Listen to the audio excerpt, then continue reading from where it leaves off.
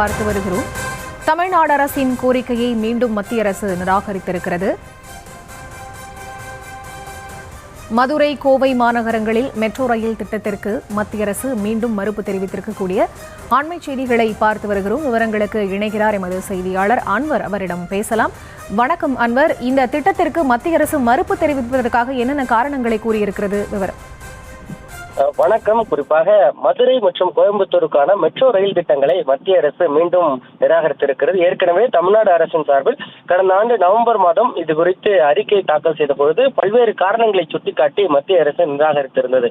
குறிப்பாக அதற்கு பதிலாக, அதாவது மெட்ரோ ரயிலுக்கு பதிலாக விரைவு பேருந்து போக்குவரத்து அமைப்புகளை செயல்படுத்தவும் மத்திய அமைச்சகம் சார்பில் பரிந்துரை செய்யப்பட்டது. இந்நிலையில் அந்த பரிந்துரையை நிராகரிக்கிறதுக்கான காரணங்களாக 2 காரணங்களை மத்திய அரசு குறிப்பிட்டிருந்தது. குறிப்பாக மக்கள் தொகை, அதாவது 20 லட்சம், அதாவது 2 மில்லியன் மக்கள் தொகை இருக்க வேண்டும். ஆனால் 2011 மக்கள் தொகை கணக்கெடுப்பின்படி அதற்கு குறைவாக இருப்பதாக காரணத்தை சுட்டிக்காட்டியிருந்தது. அதே போன்று இந்த மெட்ரோ ரயில் நிறுவனத்தால் மக்களின் நேரத்தை குறைக்காது எனவும் குறிப்பிட்டு இதற்கான விளக்கத்தை மத்திய அரசு அளித்திருந்தது. இருப்பினும் தொடர்ந்து மாநில அரசு இது குறித்து விளக்கி மீண்டும் மத்திய அரசுக்கு பல்வேறு கடிதங்களை எழுதியிருந்தது. இந்நிலையில் மீண்டும் மத்திய அரசு நிராகரித்திருக்கிறது. குறிப்பாக அது என்ன சொல்லுது அப்படின்னா, மாநில அரசு குறிப்பிட்ட விஷயங்கள் என்ன அப்படின்னா, கோயம்புத்தூர் ஒரு தொழில் மையமாகவும் சுற்றுலா மையமாகவும் விளங்குவதாகவும், மதுரையும் ஒரு சுற்றுலா மையமாக விளங்குகிறது. எனவே அங்குள்ள மக்கள் மட்டும் அதை பயன்படுத்த மாட்டார்கள், வெளியூரிலிருந்து வரக்கூடிய சுற்றுலா பயணிகளும் பயன்படுத்த ஏதுவாக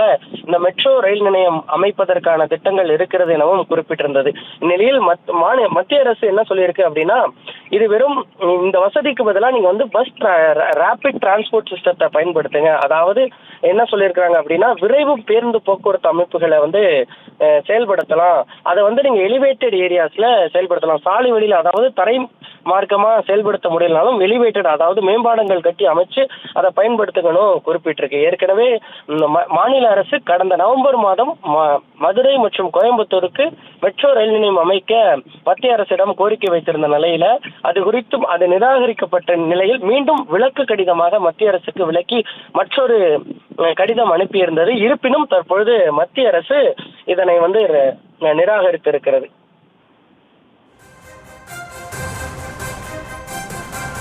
விவரங்களுக்கு நன்றி அன்வர்.